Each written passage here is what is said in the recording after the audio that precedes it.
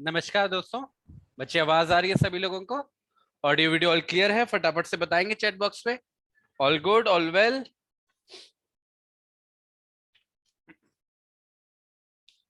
ठीक है। तो बच्चे, ये जो हमारा सेशन है इसमें हम अपने चैप्टर नंबर 23 का सेकंड कंपोनेंट देखेंगे, बी पार्ट देखेंगे, जो कमीशंस के बारे में है। Commissions for the examination of witnesses. वैसे बच्चे सेक्शन वाइज तो ये थोड़ा सा बड़ा है, बिकॉज स्टार्ट्स विद 284 और 299 तक जाता है। पर कोशिश करेंगे कि आज इस सेशन के अंदर लगभग जो इंपॉर्टेंट एसेंशियल सेक्शंस हैं, जो समझने के लिए जरूरी हैं इस पूरे कमीशन के आइडिया को, उनको हम लोग कवर कर लें। देखो बच्चे, बहुत बेसिक सी बात है। बात जो समझने वाली है दैट इज वेरी बेसिक, बिल्कुल ग्राउंडेड सी चीज है। कुछ भी ऐसा नहीं है जिसमें आपको बहुत ज्यादा जद्दोजहद करनी पड़ेगी। बस अपने दिमाग को खुला रखना। इस चैप्टर को अगर कोई बच्चा नहीं समझ पा रहा है तो बेवकूफ है, टू बी ऑनेस्ट। क्योंकि बड़ा सिंपल सी चीजें हैं। थोड़ा लॉजिक तो लगाना पड़ेगा, प्रोसीजरल लॉ है, बट उतना भी नहीं लगा पा रहे हो तो बड़ा मुश्किल होने वाला है आपके लिए, टू बी ऑनेस्ट। ठीक है। देखो, कमीशन क्या होता है बस उसको समझ लो। उतना समझ लिया, फिर सेक्शन से कुछ भी नहीं है आपके लिए, मक्खन होने वाला है। So what is commission? देखो बच्चे, नॉर्मली किसी केस के अंदर आपको किसी गवाह की गवाही चाहिए, तो आप क्या करते हो? What do you do? आप उस गवाह को बुलाते हो कोर्ट के सामने, राइट? क्या करते हो बुलाने के लिए? आप सम्मन जारी करते हो, याद है? सम्मन के ऊपर पूरा चैप्टर पढ़ा था हमने। सो यू इश्यू अ सम्मन किसी विटनेस को, फिर वो विटनेस आपके सामने आता है और फिर आप उसका एग्जामिनेशन करते हो। और एग्जामिनेशन करने का मतलब क्या होता है? आप उसका चीफ करते हो, आप उसका क्रॉस करते हो और जरूरत पड़ने पर री भी करते हो। So that is the normal process जो हमने अभी तक सीखा है। पर केवल यही प्रोसेस नहीं होता बच्चे, एक और कॉन्सेप्ट है, और वो कॉन्सेप्ट है कमीशंस का। यहाँ पे कमीशन से आयोग मत समझ लेना, यहाँ पे कॉन्स्टिट्यूशन वाला कमीशन नहीं है, यहाँ पे कमीशन अलग चीज है। यहाँ पे कमीशन का मतलब है कि आपको किसी गवाह की गवाही चाहिए, but instead of calling that गवाह टू द कोर्ट, आप कोर्ट बुलाने के बदले, जो कोर्ट इश्यू कर रहा है, आप क्या करो? उस काम को आसान करने के लिए आप उस विटनेस के खिलाफ या विटनेस के लिए कमीशन जारी कर दो। अब उस कमीशन का इफेक्ट क्या होता है कि उस कमीशन के रेस्पॉन्स में जिस भी कोर्ट को आपने वो जारी की कमीशन, जिसकी जुरिस्डिक्शन में वो पर्टिकुलर बंदा मौजूद है जिसकी आपको गवाही चाहिए, तो वो जो कोर्ट है वो खुद इनिशिएटिव लेगा।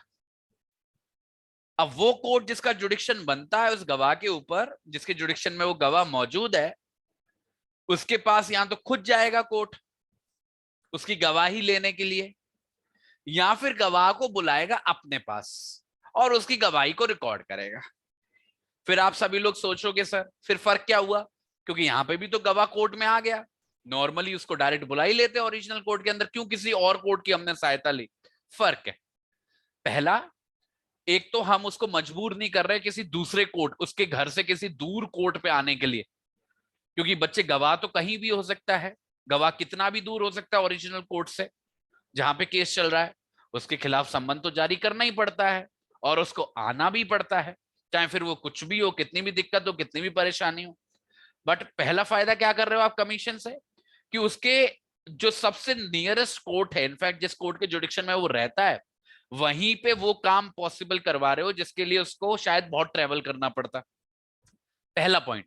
और ऐसा भी हो सकता है कि उसको आना ही ना पड़े, कोर्ट ही कुछ अपनी तरफ से ऐसी व्यवस्था करे कि उसके पास जाके उसकी गवाही हो जाए। पहला तो ये फायदा है विटनेस के पर्सपेक्टिव से और कोर्ट के पर्सपेक्टिव से भी। दूसरा फायदा क्या है? अगर उसे ओरिजिनल कोर्ट बुलाता तो पूरा प्रोसेस होता। पहले उसका एग्जामिनेशन इन चीफ होता, फिर प्रॉपर क्रॉस होता, फिर री होता। टाइम लगता है, एक दिन में नहीं होता ये। प्रैक्टिकली एक गवाह को 2-3 दिन तो अपने बर्बाद करने ही पड़ते हैं। और वो भी ऐसा नहीं कि लगातार आ जाएं 2 दिन, फिर आज तारीख है फिर 1 महीने बाद तारीख है, तो मतलब it's going to be very difficult task. यहाँ पे क्या है? यहाँ पे ये सब पंगा है ही नहीं। कमीशन के अंदर you don't follow the strict procedure of examination in chief, cross और ऐसा नहीं है सवाल नहीं पूछे जाते, सवाल पूछे जाते हैं, बट जो प्रक्रिया है वो कोर्ट रेगुलेटेड होती है। वो कोर्ट रेगुलेटेड कैसे होती है, क्या होता है, वो अभी हम डिटेल में समझेंगे। तो प्रोसीजर वाइज भी बहुत टाइम बचाती है और बहुत कम कॉम्प्लिकेटेड है in comparison to the natural process.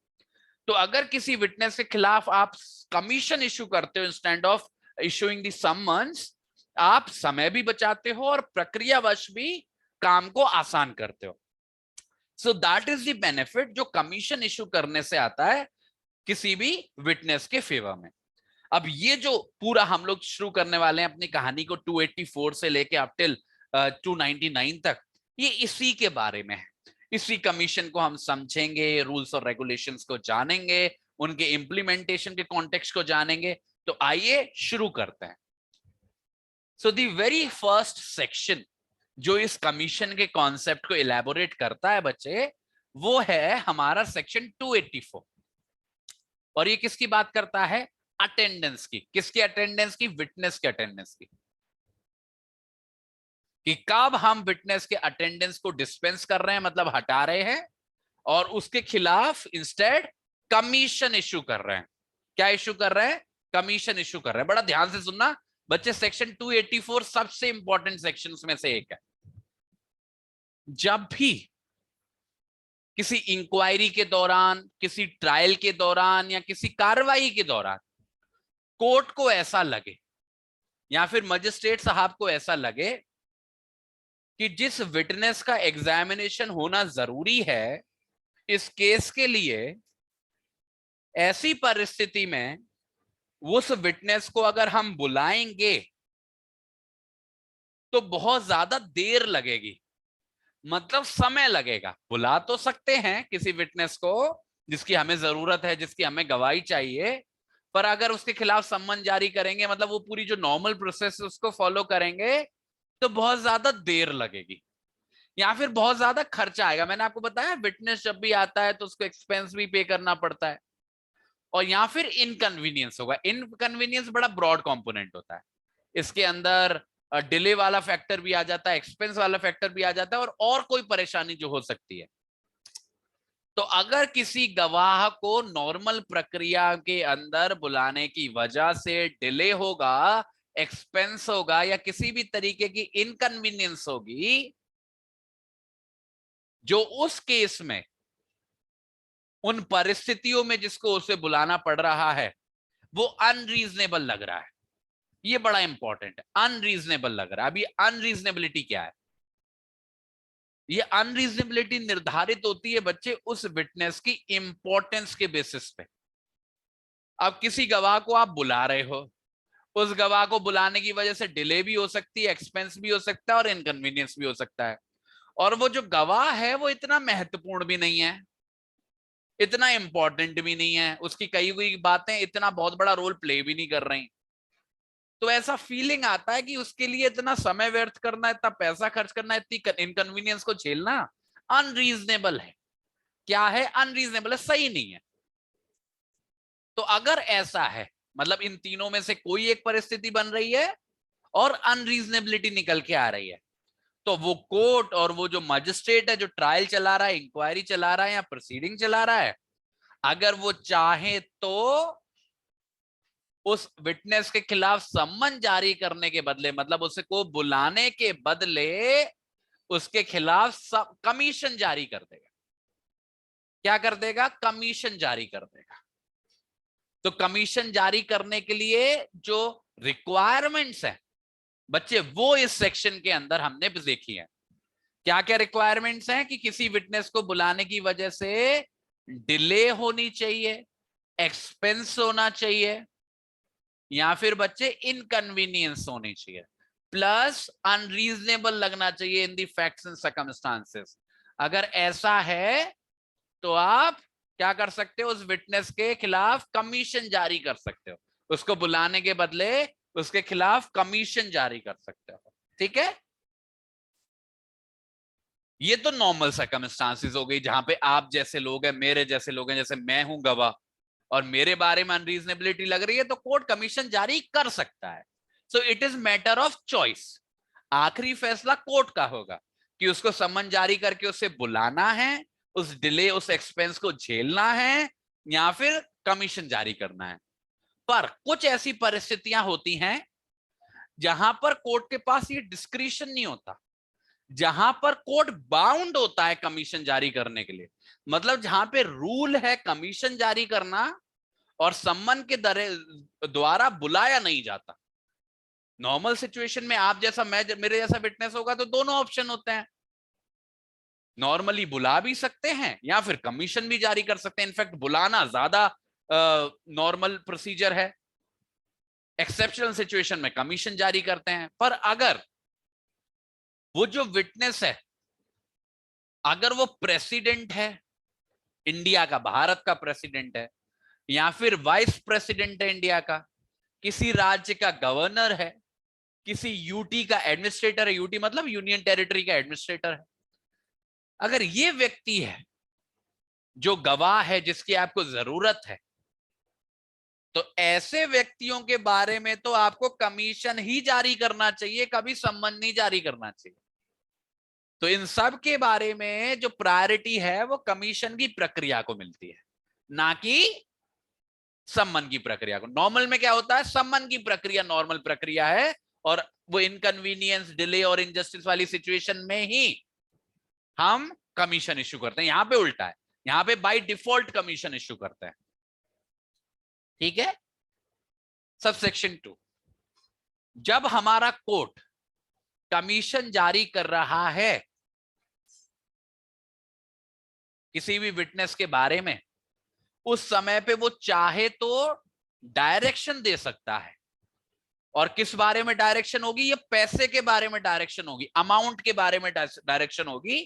किस बारे में होगा ये अमाउंट, ये अमाउंट होगा जो कोर्ट को रीजनेबल लगेगा, जो एक्यूज के खर्चे को सेटिस्फाई करने के लिए काफी होगा। एक्यूज के खर्चे को, अभी इसको समझना है, एक्यूज का खर्चा कहां से हो रहा है, और एक्यूज के खर्चे में हम इंक्लूड करते हैं उसके वकील की फीस। और इस खर्चे को कौन पे करता है, प्रोसिक्यूशन। प्रोसिक्यूशन, देखो इस बात को बड़ा ध्यान से समझना। देखो बच्चे, जब भी हम सम्मन के बदले कमीशन इश्यू करते हैं, देखो बच्चे उसमें एक रूल बहुत इंपॉर्टेंट रोल प्ले करता है। आप सभी को पता है कि जिस तरीके से हमारा सीआरपीसी ड्राफ्ट किया गया है, जब भी कोई एविडेंस लिया जा रहा है एक्यूज व्यक्ति के खिलाफ, आपने देखा अभी ए वाले कंपोनेंट के अंदर जब हम रिकॉर्डिंग ऑफ एविडेंस की बात कर रहे थे कि वहां पर एक्यूज्ड या फिर उसका प्लीडर मौजूद था। तो जो भी एविडेंस दिया था किसी भी विटनेस ने, जिसका भी एग्जामिनेशन हुआ था, वो हमेशा एक्यूज या फिर उसकी प्लीडर की प्रेजेंस में हुआ था। ठीक बात है। पर जब हम किसी विटनेस के बारे में कमीशन जारी कर रहे हैं तो हम उस ओरिजिनल कोर्ट के सामने तो उसे बुला ही नहीं रहे, किसी और कोर्ट को बोल रहे हैं कि वो उसको बुला के उसका एग्जामिनेशन करेगा। और एक्यूज जो है वो मोस्ट लाइकली उस ओरिजिनल कोर्ट में ही होगा।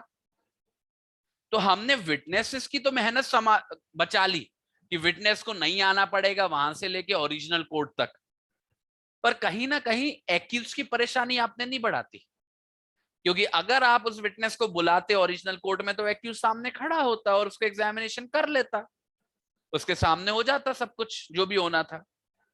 पर ऐसी परिस्थिति में क्या होगा, एक्यूज के पास दो ऑप्शन है, या तो वो अपना ये हक खो दे कि उसके प्रेजेंस में गवाही दे जो विटनेस गवाही दे रहा है, या फिर वो वहां पर जाए खुद से या अपने वकील को भेजे। अब कोई भी एक्यूज अपनी मर्जी से तो छोड़ेगा नहीं अपना हक वहां पे प्रेजेंट होने का, तो खर्चा उसे करना पड़ेगा, खुद जाना पड़ेगा या किसी वकील को भेजना पड़ेगा। यही जो एक्सपेंस होता है किसी भी एक्यूज व्यक्ति का, जब हम किसी विटनेस के खिलाफ कमीशन जारी करते हैं, अगर वो विटनेस बच्चे प्रोसिक्यूशन साइड का है, अगर वो विटनेस प्रोसिक्यूशन साइड का है और उसके बारे में कमीशन जारी की गई है, तो प्रोसिक्यूशन की जिम्मेदारी होती है कि वो एक्यूज को सफिशिएंट खर्चा भी दें जो उस एक्यूज का खर्चा होने वाला है खुद जाने में या फिर अपने वकील को भेजने में उस जगह पर जहां पे एक्चुअल में उस विटनेस का एग्जामिनेशन होने वाला है।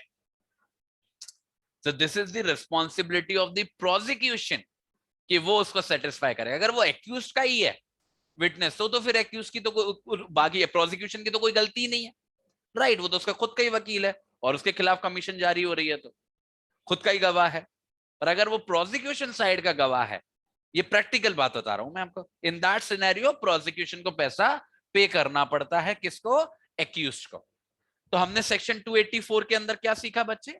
सेक्शन 284 के अंदर सीखा सबसे पहले तो जब भी कोर्ट को ऐसा लगे कि किसी विटनेस की गवाही के लिए डिले हो जाएगी, इनकन्वीनियंस हो जाएगी और ऐसा करना अनरीजनेबल लग रहा है, तो वो उसको बुलाने के बदले क्या करता है? कमीशन जारी कर देता है। कमीशन जारी करने का मतलब है कि वो जो पर्टिकुलर कोर्ट है जिसकी जुडिक्शन में वो बंदा मौजूद है, वो जो पर्टिकुलर कोर्ट है वो उसको एग्जामिन करेगा, उस पर्टिकुलर विटनेस को एग्जामिन करेगा। President, vice president, governor, administrator की सिचुएशन में by default commission he issue किया जाना चाहिए, ठीक है? और फिर ये वाली बात, पैसे वाली बात, ठीक है? Now come to section 285। Section 285 deal करता है बड़े ही इंपॉर्टेंट सब्जेक्ट मैटर से। वैसे तो मैंने आपको बातों बातों में बता दिया कि उस कोर्ट को भेजेंगे जिसकी जुडिक्शन में वो बंदा है, पर स्पेसिफिकली लीगल प्रोविजन जो है इसके बारे में कि कमीशन किसको इशू की जाती है, किसको जिम्मेदारी थोपी जाती है कमीशन के अंदर, उसके बारे में बच्चे प्रावधान बनाया गया सेक्शन 285 के अंदर, ठीक है? ये बड़ा सिंपल सा है। अगर वो जो विटनेस है, अगर वो भारतीय टेरिटरीज के अंदर है और भारतीय टेरिटरीज में भी ऐसी जगह पर है जहां पर सीआरपीसी लागू होता है, अब तो बच्चे लगभग सब जगह ही लागू होता है, कुछ छोटे छोटे एक्सेप्शंस हैं, तो कोई भी विटनेस ऐसी जगह पे मौजूद है जो भारत के भी अंदर है और जहां पे सीआरपीसी भी लागू होता है, तो ऐसी परिस्थिति में ये जो कमीशन है ये किसको भेजा जाता है? ये भेजा जाता है सीएमएम को। अगर वो मेट्रोपॉलिटन एरिया है तो चीफ मेट्रोपॉलिटन मजिस्ट्रेट को भेजा जाता है, और अगर वो नॉर्मल एरिया है तो चीफ जुडिशियल मजिस्ट्रेट को भेजा जाता है, ठीक है? दोनों बराबर के ही पद हैं, चीफ मेट्रोपॉलिटन मजिस्ट्रेट और चीफ जुडिशियल मजिस्ट्रेट, उनको भेजा जाता है जिनके भी लोकल जुडिक्शन में वो जो विटनेस है वो मौजूद होता है। तो जिस भी सीएमएम या जिस भी सीजेएम की जुडिक्शन के अंदर वो व्यक्ति मौजूद है जिसके खिलाफ कमीशन है, तो उसी कोर्ट को हम ये कमीशन के अंदर डायरेक्शन देते हैं। पर अगर वो जो गवाह है तो वो भारत के अंदर, पर किसी ऐसी जगह पर है जहां पर सीआरपीसी लागू नहीं होता, जहां पे ये कोड एक्सटेंड नहीं करता, तो ऐसी परिस्थिति में हम ऐसे कोर्ट के पास भेजेंगे या फिर ऐसे किसी ऑफिसर के पास भेजेंगे जिसके भी बारे में सेंट्रल गवर्नमेंट नोटिफिकेशन निकालेगी कि ऐसे एरिया के बारे में अगर आपको कमीशन भेजनी हो तो किस कोर्ट को भेजनी है, किस ऑफिसर को भेजनी है, जो सेंट्रल गवर्नमेंट बताएगी उसी के अनुसार उस काम को किया जाएगा। और इतना ही नहीं बच्चे, जो कमीशन है वो ना केवल उन विटनेसेस के खिलाफ जो भारत में मौजूद हैं, बल्कि ऐसे विटनेसेस के खिलाफ भी इशू किया जा सकता है जो भारत से बाहर हैं। और अगर ऐसा है कि कोई भी विटनेस जो है जिसके बारे में कोई कमीशन है वो व्यक्ति भारत से बाहर मौजूद है, तो ऐसी परिस्थिति में ऑब्वियसली सीआरपीसी तो वहां पे लागू नहीं होगा। तो ऐसी सिचुएशन में हमको सबसे पहले देखना पड़ेगा कि वो विटनेस जहां पर भी मौजूद है, जिस देश में भी मौजूद है, उस देश के साथ क्या हमारी केंद्रीय सरकार के कोई संबंध हैं या नहीं, इस चीज के बारे में, कमीशंस के बारे में। अगर संबंध हैं, कोई ट्रीटी विरीटी बना रखी है, तो जैसा सेंट्रल गवर्नमेंट बताएगी कि हमको किस अथॉरिटी को भेजना चाहिए, किस कोर्ट को भेजना चाहिए, उसी हिसाब से हम लोग उसी पर्टिकुलर कोर्ट को वो कमीशन भेजेंगे, ठीक है? तो टोटल 3 परिस्थितियां बनती है, ठीक है? एक सेकेंड, कहां चला गया? सेक्शन 284, सेक्शन 285, हाँ ये रहा, ठीक है? तो टोटल 3 परिस्थितियां बनती हैं। पहली परिस्थिति जिसमें वो विटनेस है वो भारत के भी अंदर है और ऐसी जगह पे जहां पे कोर्ट भी, सीआरपीसी भी लागू होता है। तो आप क्या करोगे, कहां भेजोगे बच्चे, मेट्रोपॉलिटन मजिस्ट्रेट पे, सीएमएम पे या फिर सीजीएम पे, जिसकी जुडिक्शन के अंदर वो बंदा होगा। अगर वो है तो भारत के अंदर, वहां कोड लागू नहीं होता, सीआरपीसी लागू नहीं होता, तो जैसा सेंट्रल गवर्नमेंट बताए। अगर वो व्यक्ति भारत से ही बाहर है तो हमको देखना पड़ेगा कि भारत के साथ भारत की उस देश के साथ कोई ट्रीटी है या नहीं। अगर है तो जैसा सेंट्रल गवर्नमेंट बताएगी उसी कोर्ट को, उसी अथॉरिटी को हम भेजेंगे ऐसी किसी कमीशन की सर्विस के लिए। ठीक है, ऐसी किसी पूरी प्रक्रिया को पूरा करने के लिए। ठीक है, तो ये हो गया हमारा सेक्शन 285। इसके बाद आता है बच्चे सेक्शन 286, और ये जो सेक्शन 286 है ये कमीशंस के एग्जीक्यूशन की बात करता है। किसकी बात करता है बच्चे, कमीशन के एग्जीक्यूशन की। मतलब प्रैक्टिकली अभी तक तो क्या देख रहे थे कि कमीशन भेजा जा सकता है, किसको भेजोगे, अब ये सब हो गया। अब उससे हम लोग आगे बढ़ गए। अब सवाल ये है कि वो जो कमीशन है एक बार पहुंच गया किसी भी पर्टिकुलर कोर्ट के पास जिसको वो भेजा जाना चाहिए था, अब उसको एग्जीक्यूट कैसे करते हैं, वो इफेक्ट में कैसे आता है। देखिएगा, एक बार जब कमीशन प्राप्त हो गया तो मानो ऐसा एरिया था जहां पे कोड एक्सटेंड होता था और भारत में था, तो सीएमएम को भेजा था या सीजीएम को भेजा था। तो अगर वो कमीशन सीजीएम साहब पे आया है या सीएमएम साहब पे आया है, तो सबसे पहले तो इन सीएमएम के पास या सीजीएम के पास एक चॉइस होती है कि या तो वो उस कमीशन को खुद से एग्जीक्यूट कर सकते हैं, या फिर वो अपने किसी सबऑर्डिनेट मजिस्ट्रेट को, जैसे सीएमएम अपने नीचे वाले किसी एमएम को बोल सकता है, ऐसे ही हमारा सीजीएम अपने नीचे वाले सीजीएम, हमारा judicial of magistrate of first class को बोल सकता है कि आप उसके बिहाफ पे इस कमीशन को एग्जीक्यूट करो। तो पहले नंबर पे तो उनके पास चॉइस है कि उनको ये काम खुद करना है या फिर अपने सबऑर्डिनेट से करवाना है। एक बार जब वो इस बात का फैसला ले लेते हैं, फिर प्रक्रिया शुरू होती है। क्या क्या होती है प्रक्रिया, कि ये जो मजिस्ट्रेट है वो सम्मन जारी करते हैं उस विटनेस के बारे में जिसके बारे में कमीशन आई है, उसको सम्मन जारी करते हैं। या फिर सम्मन जारी करने का मतलब है कि उसे बुलाते हैं, या फिर खुद से व्यवस्था करते हैं उस विटनेस तक पहुंचने की, मतलब खुद जाते हैं। चाहे बुलाया हो चाहे खुद पहुंचे हो, उन दोनों ही परिस्थितियों में जो भी एविडेंस, मतलब जो भी एग्जामिनेशन होता है उस विटनेस का, उसको रिकॉर्ड करते हैं, उसको रिकॉर्ड करते हैं। जिस बारे में भी जानकारी चाहिए होती है, जो भी सवाल जवाब करना होता है, वो सब उस विटनेस से पूछ लिया जाता है। तो क्या हो रहा है, कैसे हो रहा है एग्जीक्यूशन कमीशन का, कि एक बार कोर्ट ऑफ लॉ के पास आ गया वो कमीशन, उस पर्टिकुलर बंदे के बारे में या तो सम्मन जारी कर दिया कि भाई आप आ जाओ, आपके बारे में कमीशन आई है, या फिर मजिस्ट्रेट साहब खुद चले गए, अपने किसी सबऑर्डिनेट ऑफिसर को भेज दिया। और फिर क्या होगा, उस कम्युनिकेशन के अनुसार उस विटनेसेस की, उस पर्टिकुलर विटनेस की जो गवाही है उसको रिकॉर्ड किया जाएगा। अब उसको वो जो मजिस्ट्रेट साहब हैं वो on the behalf of the original court उसकी गवाही को रिकॉर्ड करेंगे। This is called the execution of the commission. ठीक है, इसके बाद जो सेक्शन 287 है ये बड़ा इंपॉर्टेंट है क्योंकि ये जुड़ा हुआ है इसी एग्जीक्यूशन वाली बात से। ये जो पार्टीज हैं, पार्टीज मतलब जो ओरिजिनल केस की पार्टीज हैं, उनको अधिकार देता है विटनेसेस को एग्जामिन करने का। देखो, एक बात तो आप समझते हो कि जब भी हम किसी विटनेस के बारे में कमीशन को जारी कर रहे हैं, कहीं ना कहीं एक्यूज्ड का और कहीं ना कहीं प्रोसिक्यूटर का भी जो हक था उस विटनेस से सवाल जवाब करने का, कहीं ना कहीं वो छिन नहीं गया, कर्टेल नहीं हो गया।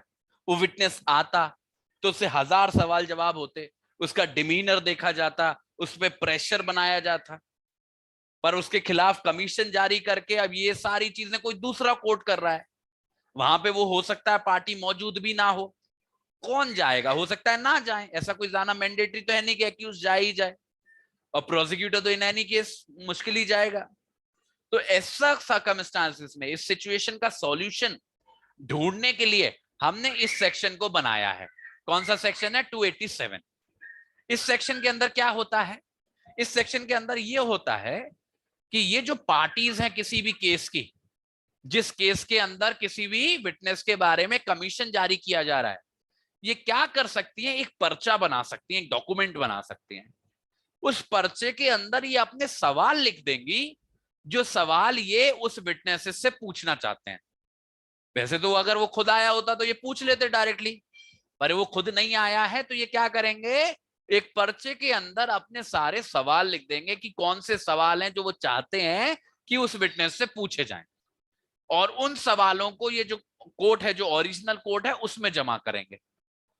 अब ये जो ओरिजिनल कोर्ट है वो उन सवालों को पहले देखेगा, और उसे जो भी सवाल पसंद आएंगे, जो भी इसे लगेगा कि ये सही सवाल होगा पूछने के लिए, इसमें कोई परेशानी नहीं है, तो उन सवालों को भी उसी कमीशन के साथ साथ में भेज देगा उस कोर्ट के पास जो कमीशन को एग्जीक्यूट कर रहा है। तो जो कोर्ट कमीशन को एग्जीक्यूट कर रहा है, उसके पास कमीशन भी आएगी, और साथ के साथ वो सवाल भी आएंगे, जो सवाल पूछे जाने हैं उस विटनेस से, जो भी पार्टीज ने लिख के दिए हैं, चाहे वो एक्यूज साइड से हो, चाहे वो प्रोसिक्यूशन साइड से हो। ठीक है, और इतना ही नहीं, सवाल तो भेज ही दिए, सवाल तो पूछ ही लेगा वो मजिस्ट्रेट, पर अगर ये चाहती है पार्टी, इसको तसल्ली नहीं हो पा रही, ये चाहती है कि मैं खुद से वहां पे मौजूद रहूं जब वो कमीशन एग्जीक्यूट हो, तो ये पार्टी खुद से भी वहां पे जा सकती है, और वहां पे जाके उस विटनेस का एग्जामिनेशन, क्रॉस एग्जामिनेशन कर सकती है, जैसा वो करती अगर उस विटनेस को बुलाया गया होता। तो कहने का मतलब ये है कि किसी भी पार्टी के पास दो रास्ते होते हैं जब भी किसी विटनेस को बुलाया नहीं जाता बल्कि उसके बारे में कमीशन जारी किया जाता है। या तो उस विटनेस को लिखित में सवाल भेज दो जिसको वो मजिस्ट्रेट साहब पूछ लेंगे, अगर इसमें तसल्ली हो जाए तो बहुत अच्छी बात है, आपको जाना नहीं पड़ेगा। पर अगर आपकी इसमें तसल्ली नहीं हो पा रही है फॉर वॉट एवर रीजन, तो आप खुद से भी जा सकते हो, और खुद भी उन पर्टिकुलर मजिस्ट्रेट जब भी वो कर रहे होंगे उस प्रक्रिया को, उनके सामने उस विटनेस से सवाल जवाब कर सकते हो। बस फर्क इतना हो जाएगा कि नॉर्मल परिस्थिति में अगर वो विटनेस आता तो ये ओरिजिनल कोर्ट के सामने होता वो सवाल जवाब, अब वहां पे होगा जिस कोर्ट में कमीशन इश्यू की गई है, वहां पे होगी ये प्रक्रिया। तो किसी भी पार्टी के पास ये दोनों चॉइसेस होती हैं, ठीक है, कि वो उसको देख सकते हैं। ठीक है, ठीक है। फिर सेक्शन 288 ऑब्वियसली 287 के बाद का है। एक बार जब कमीशन के अंदर की प्रक्रिया पूरी हो गई, सवाल जवाब का काम पूरा हो गया, तो क्या होगा, जब एक बार जो कमीशन इशू की गई थी 284 के अंदर, उसको जो हमारा कोर्ट है उसने एग्जीक्यूट कर लिया है, तो अब उस कमीशन को वापस किया जाएगा, और उसको वापस किया जाएगा विद ऑल द एग्जामिनेशन, जो विटनेस का एग्जामिनेशन हुआ उस एग्जामिनेशन के साथ, विटनेसेस ने जो भी बोला, जो भी उनसे सवाल पूछे गए, उन सवालों का उन्होंने जो भी जवाब दिया, वो सारी बातें वो लिख के भेजेंगे, वापस भेजेंगे। और सबसे अच्छी बात क्या है, ये जो बच्चे कमीशन वापस आएगी after the examination of the witness, ये ओपन रहती है पार्टीज के लिए, प्रोसिक्यूशन साइड के लिए भी, एक्यूज साइड के लिए भी। वो जब चाहे तब उसको देख सकते हैं, उसको पढ़ सकते हैं, उसका इस्तेमाल कर सकते हैं। मतलब it is an open evidence जो दोनों के लिए अवेलेबल होता है, और दोनों ही उसका इस्तेमाल कर सकते हैं, it remains open for all times. तो ऐसा नहीं है कि केवल प्रोसिक्यूशन साइड के विटनेस का अगर कमीशन हुआ था तो केवल वो ही रखेगा उस एविडेंस को, या वो ही इस्तेमाल करेगा, या एक्यूज का है तो एक्यूज रखे, नहीं नहीं, दोनों पार्टीज के लिए वो एक कमीशन का जो भी डेटा है वो एक्सेसिबल रहता है, और वो दोनों ही उसको यूटिलाइज कर सकते हैं। ये बहुत अच्छा फीचर है। ठीक है, ठीक है। अब इसमें एक छोटी सी बात है, मानो किसी व्यक्ति के खिलाफ कमीशन जारी की गई थी, ठीक है, किसी व्यक्ति के खिलाफ कमीशन जारी की गई थी विटनेस के खिलाफ। अब उस कमीशन के कंप्लायंस में कमीशन को एग्जीक्यूट किया गया था, किसी पर्टिकुलर कोर्ट ने उसका एग्जामिनेशन किया था। मानो वो व्यक्ति की डेथ हो जाए, या वो व्यक्ति कहीं खो जाए, मतलब वो सारी चीजें हो जाए जो हमने सेक्शन 32 के अंदर पढ़ी थी, याद है, section 32 of the Indian evidence act, when that person is dead और कैन नॉट बी फाउंड, वो जो सारी सर्कमस्टांसेस पढ़ी थी। और ऐसा हो जाए कि इस केस के अंदर तो नहीं, आगे किसी दूसरे केस में उसी एविडेंस की जरूरत पड़े, तो उसको इस्तेमाल किया जा सके। कहने का मतलब यह है कि कोई भी कमीशन जो किसी किसी पर्टिकुलर केस में रिकॉर्ड की गई है, उसका इस्तेमाल किसी दूसरे ट्रायल में भी किया जा सकता है, या इसी केस के किसी सब्सिक्वेंट स्टेज में किया जा सकता है, किसी दूसरे कोर्ट में किया जा सकता है, बशर्त यह है कि जो हमारा सेक्शन 33 है इंडियन एविडेंस एक्ट का, उसकी रिक्वायरमेंट्स पूरी होनी चाहिए। मतलब वो विटनेस दोबारा आने में सक्षम नहीं होना चाहिए। तो दैट इज द पॉइंट जो यहाँ पे क्लियर होके आता है। इस बात को अगर एक बार को आप इग्नोर भी करो तो चलेगा, ऐसी कोई बहुत बड़ी बात नहीं है। इस इंटर रिलेशन को जबरदस्ती घुसाने की जरूरत नहीं है, लॉजिकल सी बात है वो तो। वैसे बस आप इतना सा याद रखो that whenever a commission is executed, it comes back with the examination of the witness, which remains accessible to both of the parties, और दोनों ही उसका इस्तेमाल कर सकते हैं। ठीक है। इसके बाद जो सेक्शन 289 है बच्चे, प्योरली प्रोसीजरल है, प्योरली प्रोसीजरल है।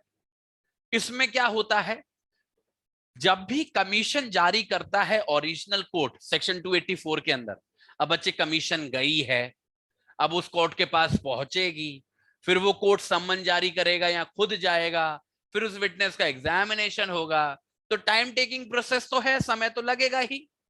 तो ऐसी सिचुएशन में अगर कोई कोर्ट कमीशन जारी कर रहा है किसी भी विटनेस के बारे में, तो जो ओरिजिनल कोर्ट है अगर चाहे तो वो अपनी कार्यवाही को उस दौरान स्थगित कर सकता है, एडजॉर्न कर सकता है, जब तक कि वो कमीशन का काम पूरा होके वापस ना आ जाए। मतलब वो जो कमीशन है एग्जीक्यूट होके सेक्शन 288 के अंदर रिटर्न ना आ जाए, तब तक के लिए जो प्रोसीडिंग्स हैं वो एडजॉर्न रह सकती हैं। पर ऐसा जरूरी नहीं है, इट डिपेंड्स कि उस विटनेस की गवाही की क्या इंपॉर्टेंस है।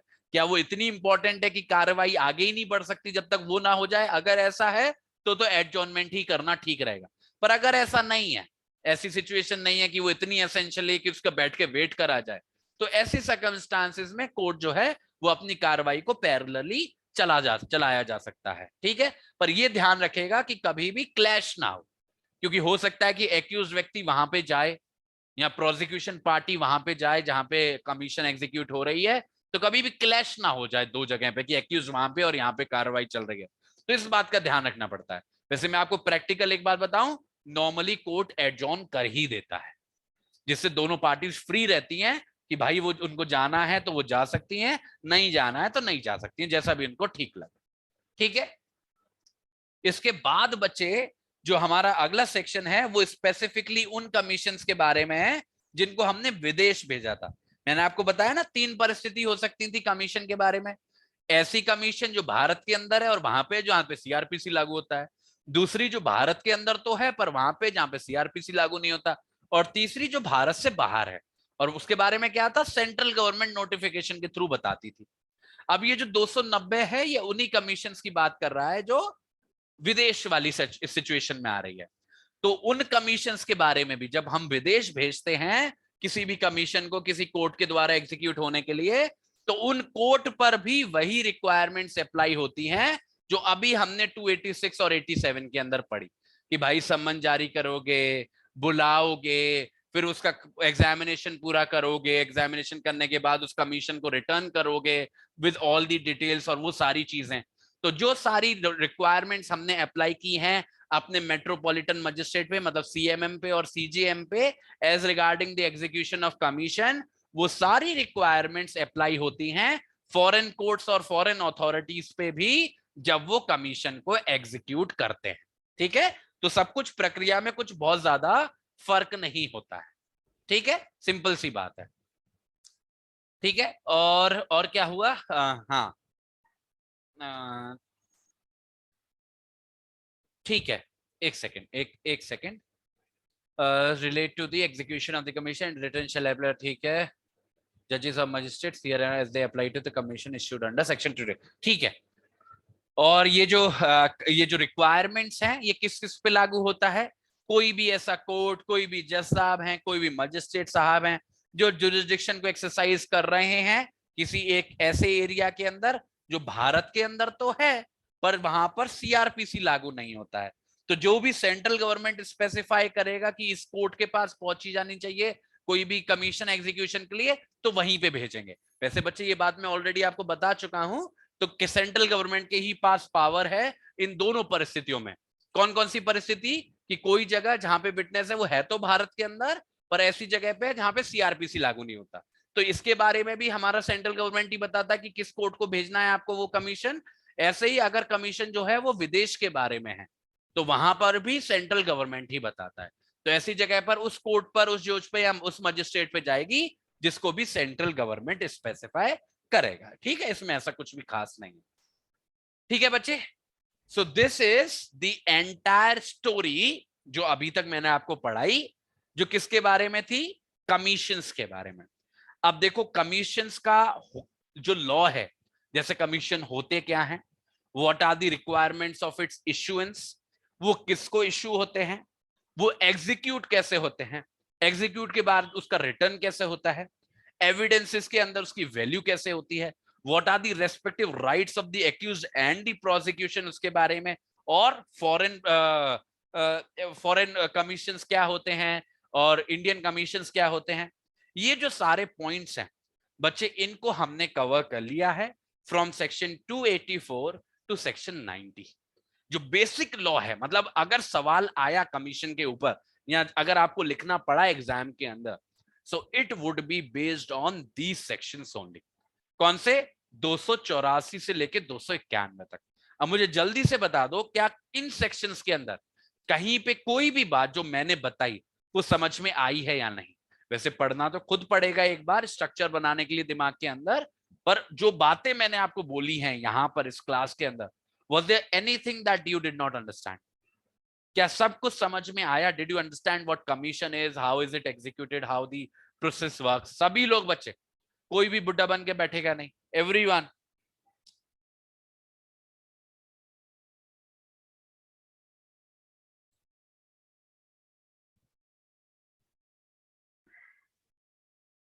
क्लियर है?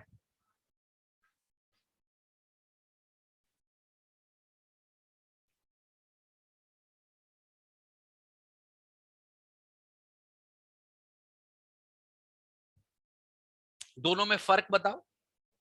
What is the difference between examination and recording of evidence? क्या एग्जामिनेशन रिकॉर्डिंग ऑफ एविडेंस नहीं है? Is the examination not a way of recording evidence? जब गवाह गवाही देता है तो एविडेंस रिकॉर्ड नहीं हो रहा है? फंडामेंटल कॉन्सेप्ट में lack. When we use the term examination, it includes everything. Examination जो टर्म होता है ना बच्चे, इट इंक्लूड्स एवरीथिंग। जो भी प्रोसेस होते हैं एग्जामिनेशन के, whether it be chief, whether it be cross, whether it be re, the only point that you need to understand is कि भाई कमीशन के बारे में वो स्ट्रिक्ट प्रोसीजर फॉलो नहीं होता। आप, मैंने बोला ना, दो चॉइसेस हैं आपके पास, या तो अपनी क्वेरीज भेज दो। अगर आप क्वेरीज भेज देते हो और मजिस्ट्रेट साहब उन क्वेरीज को पूछ लेते हैं, तो that is the implied cross examination, right? और अगर आप खुद पहुंच जाते हो तो बहुत अच्छा है, वहां पे कर लेना cross. But what ever be the situation, दोनों ही रिकॉर्डिंग ऑफ एविडेंस है। Getting my point? ठीक है, चलो अब यहां से इस पॉइंट से आगे, मतलब अब जो 291 से कहानी है 299 तक की, ये बच्चे स्पेसिफिक सिचुएशंस हैं। मतलब यहाँ पे आपको कोई कॉन्सेप्ट नहीं बताएंगे यूनिवर्सल नेचर का, यहाँ पे पर्टिकुलर एप्लीकेशंस बताएंगे। 291, 291A, 292, 93, 94, ये ऐसे ही 99 तक जो कहानी जाएगी, these are all particular applications, यही इसी बात का जो हमने पढ़ा।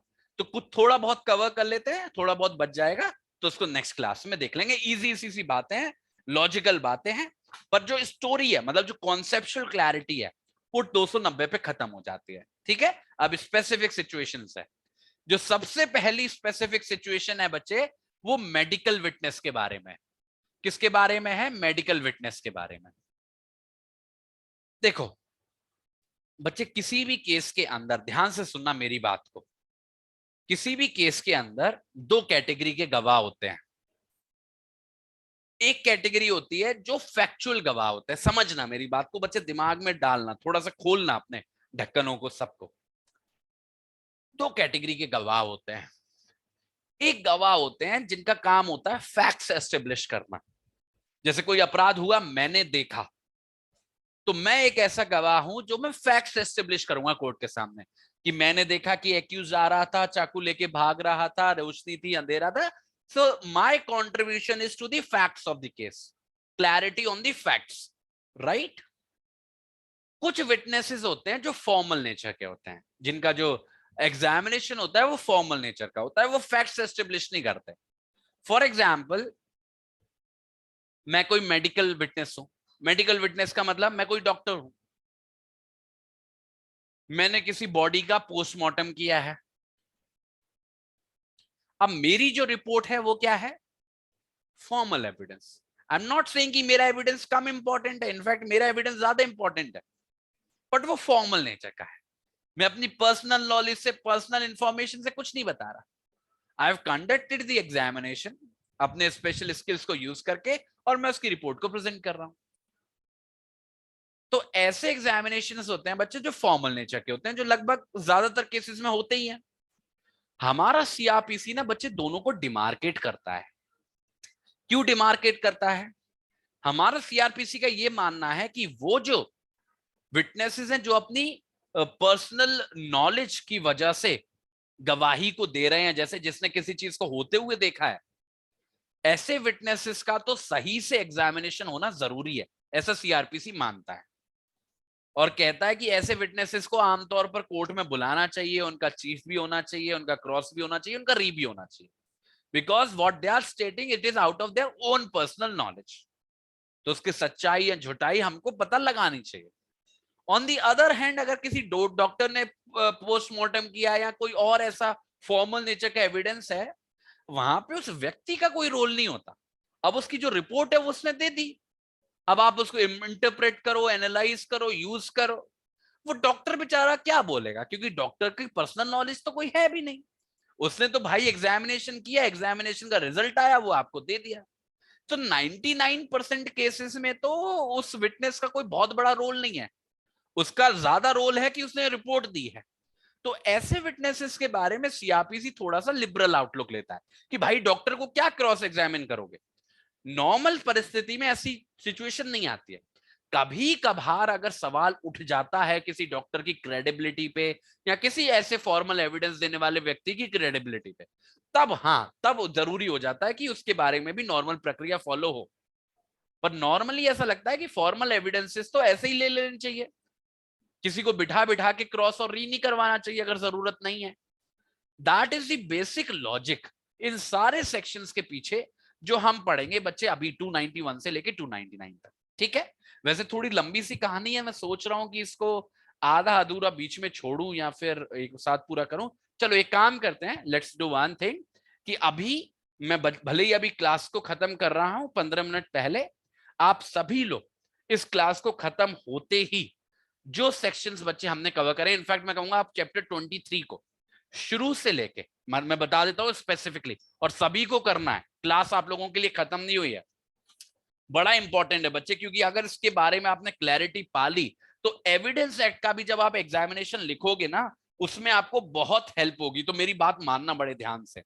तो आप सभी लोग, अभी मैं इस क्लास को खत्म कर रहा हूं, सेक्शन 272 से लेके सेक्शन 290 तक बच्चे एक बार इसको रीड आउट जरूर करना. 15 मिनट लगेगा, 15 मिनट से ज्यादा नहीं लगेगा. लर्न मत करो, बस पहले शब्द से लेके 290 तक उसको रीड आउट करो ब्लैंकली, कान में सुनाई देना चाहिए, तभी उठ के जाना. ठीक है, मैं ये 291 से लेके 299 तक नेक्स्ट क्लास में उसको खत्म कर दूंगा सेशन को, क्योंकि उसमें लग जाएगा 40-45 मिनट लग जाएगा, कोई फायदा नहीं है अभी 5 मिनट देने से. तो हम उसको पूरा शुरू से लेके अंत तक एक साथ ही खत्म करेंगे.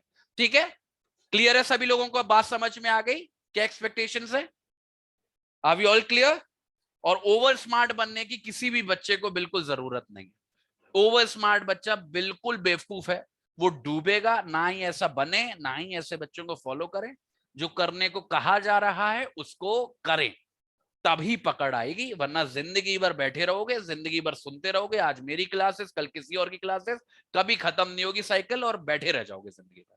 तो कुछ करने के लिए कहा जा रहा है, take it seriously, go back, do it and come back. कल में जो हमारा जो बचा हुआ एजेंडा है उसको फिनिश ऑफ करेंगे. ठीक है, चलो, thank you so much, good night, और होमवर्क को करें फटाफट से.